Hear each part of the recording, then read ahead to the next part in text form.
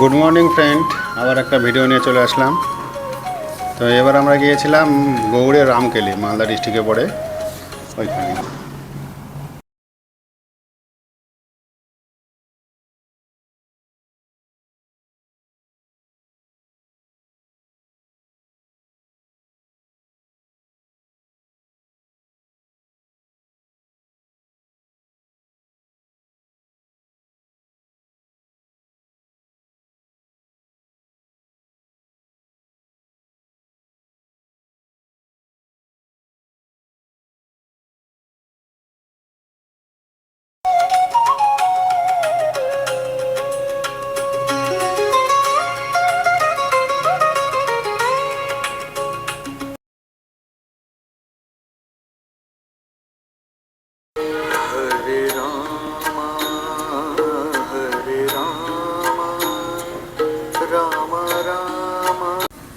তো এবার আমরা গেছিলাম রামকেলিতে, মালদা ডিস্ট্রিক্টে পড়ে গৌড় রামকেলি ধামে।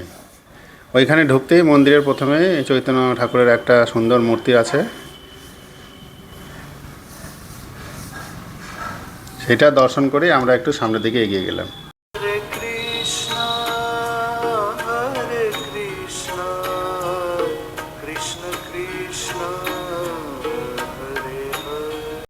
ঢুকতে সামনে দেখলাম সুন্দর করে একটা মূর্তি এবং সামনে কিছুটা জায়গাও ছিল। তো এখানে যেটা দেখলাম, জন্মদিন, অন্নপ্রাশন বা অন্যান্য অনুষ্ঠানগুলো এখানে করা হয়। এখানে নিমাই ঠাকুরের মূর্তিও আছে, আর পাশে দেখলাম ভোগ রান্না হচ্ছে। তারপরে আমরা মন্দিরে চলে আসলাম।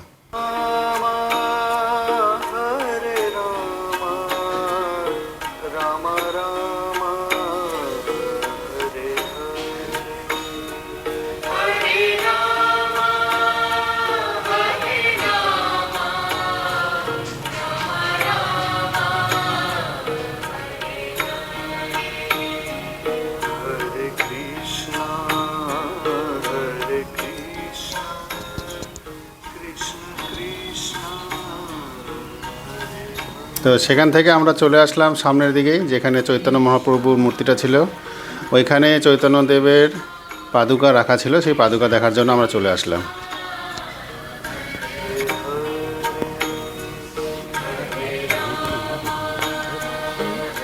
দেখা যাচ্ছে তো, কি সুন্দর তো দেখা যাচ্ছে, খুব স্পষ্ট হয়ে যাচ্ছে। হ্যাঁ, স্পষ্ট হয়ে যাচ্ছে। হরে কৃষ্ণ, হ্যাঁ হ্যাঁ হ্যাঁ, এই দিকে কৃষ্ণ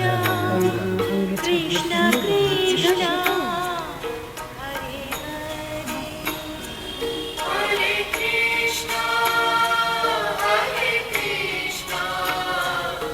তার পাশে একটা গাছ আছে, সেই গাছের নিচেই চৈতন্যদেব ধ্যান করতেন।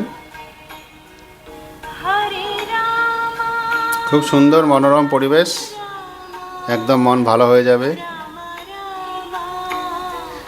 আর আমরা যেদিন গেছিলাম সেরকম লোকজন ততটা ছিল না, তো আমরা খুব সুন্দরভাবে দেখতে পেয়েছিলাম।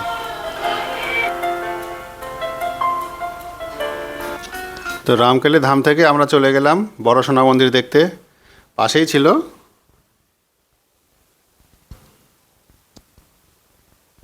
সেদিন একটু রোদ্রে উঠেছে, সেই জন্য ছাতা নিলাম।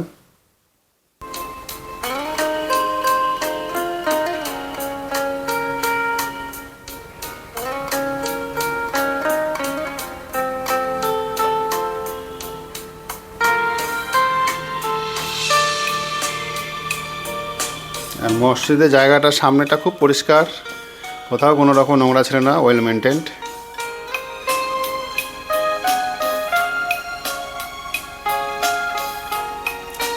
ভিতরে খুব সুন্দর কারুকার্য, দারুণ।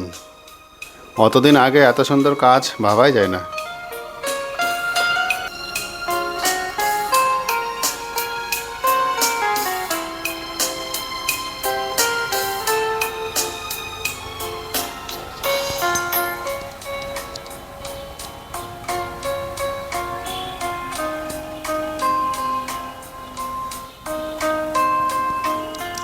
পরিষ্কার পরিচ্ছন্ন, কোথাও কোনো নোংরা আমরা পাইনি, ওয়েল মেনটেন্ড।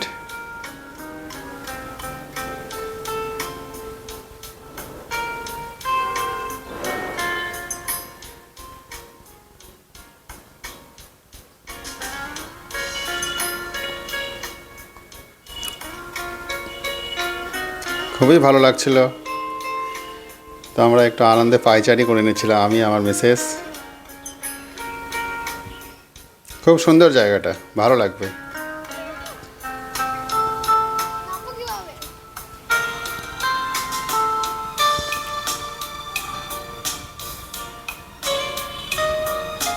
ওখান থেকে আমরা চলে আসলাম, পাশে আর একটা স্থাপত্য ছিল।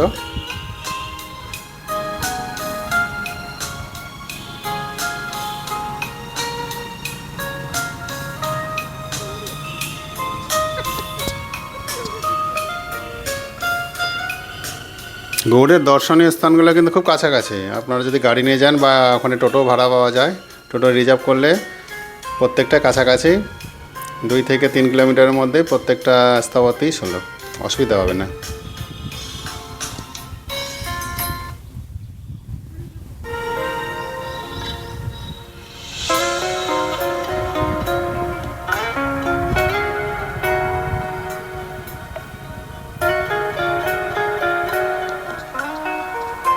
প্রত্যেকটা মসজিদে কিন্তু খুব সুন্দর করে পরিষ্কার পরিচ্ছন্ন, কোথাও কোনো নোংরা পাবেন না। কিছুটা সময় আপনারা ওখানে বসেই কাটিয়ে দিতে পারবেন।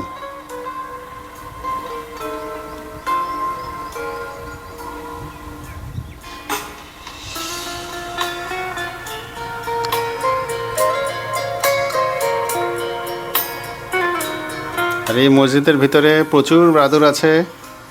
বাদুড়ের জন্য জায়গাটা একটু গন্ধ করছিল। পাশের যে দরজাগুলো দেখতে পাচ্ছেন, এই দরজাগুলোর পাশেই যে সাইডটা আছে, ওই সাইডে প্রচুর বাদুড়।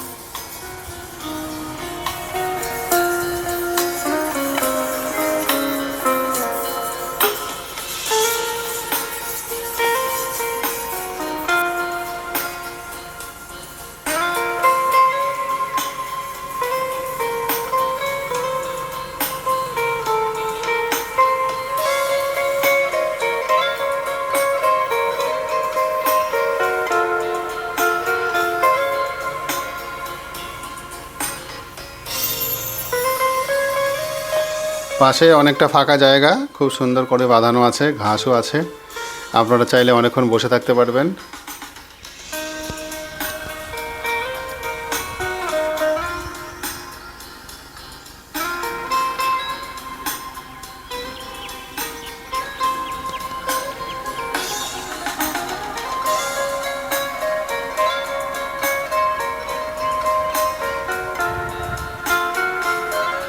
তো সেখান থেকে আমরা সামনের দিকে চলে আসলাম। এখানে একটা মিনার আছে, আর কিছু আমরা কেক নিয়ে এসেছিলাম।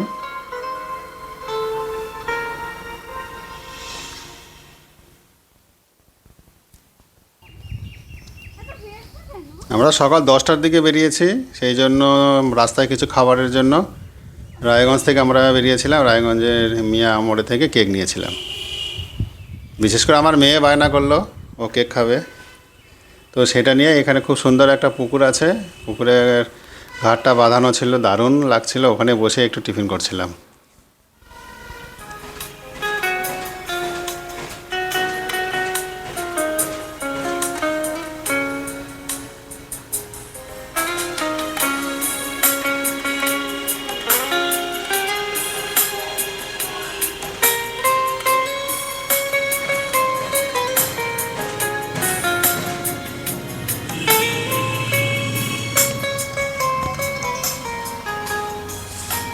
দুপুরবেলা গাছের নিচে এত সুন্দর ঠান্ডা স্নিগ্ধ আবহাওয়া, তার মধ্যে একটু টিফিন।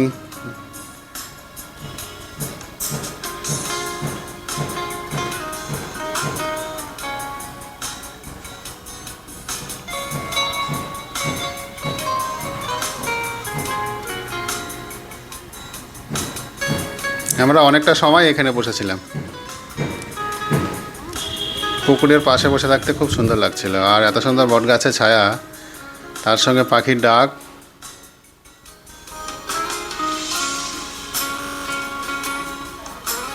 যেহেতু লোকজনের ভিড় ছিল না, দারুণ লাগছিল।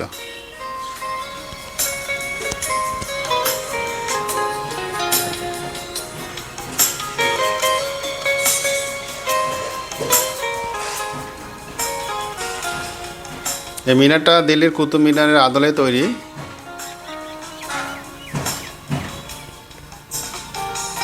কিন্তু এখন মিনারের ভিতরে আর প্রবেশ করতে দেওয়া হয় না, গেটে সবসময় তালা মারাই থাকে। তো সেখানে সময় কিছুক্ষণ কাটানোর পরে আমি চলে আসলাম আরেকটি মসজিদে। সেই মসজিদটা খুব সুন্দর, প্রত্যেকটা মসজিদই খুব সুন্দর ছিল আর খুব পরিষ্কার পরিচ্ছন্ন।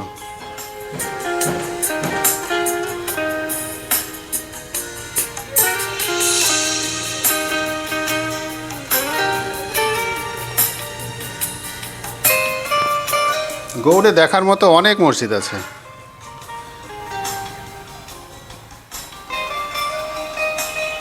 তো সেখান থেকে আমরা গৌড় দর্শন শেষ করে রওনা দিলাম বাড়ির উদ্দেশ্যে। তো বাড়ির উদ্দেশ্যে যাওয়ার পথে পরদেশি ধাবা আমাদের খুব ফেভারিট জায়গা। আমরা যতবারই মালদার দিকে যাই এই পরদেশি ধাবাতে অবশ্যই একবার দাঁড়াই, আমাদের খুব ভালো লাগে।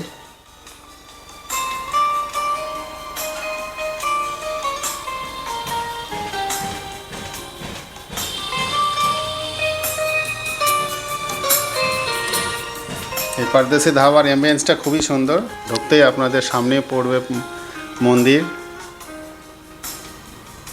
দেখে মনে হবে না যে এটা একটা হোটেল বা ধাবা, মনে হবে আপনি কোনো মন্দিরেই চলে এসেছেন।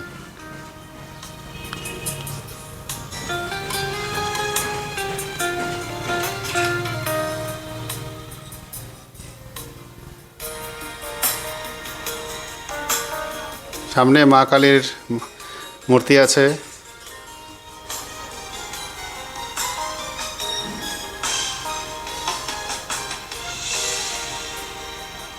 আর পাশেই গোপাল,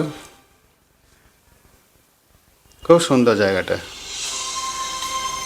তো ওখানে আমরা একটু টিফিন করলাম, মেয়ে আইসক্রিম খেলো, সেখান থেকে আবার পাশেই একটা পার্কের মতো করে দেওয়া ছিল ওই ধাবার পাশেই, সেখানে কিছুক্ষণ মেয়ে খেললো, আমরাও কিছুটা রেস্ট করে নিয়ে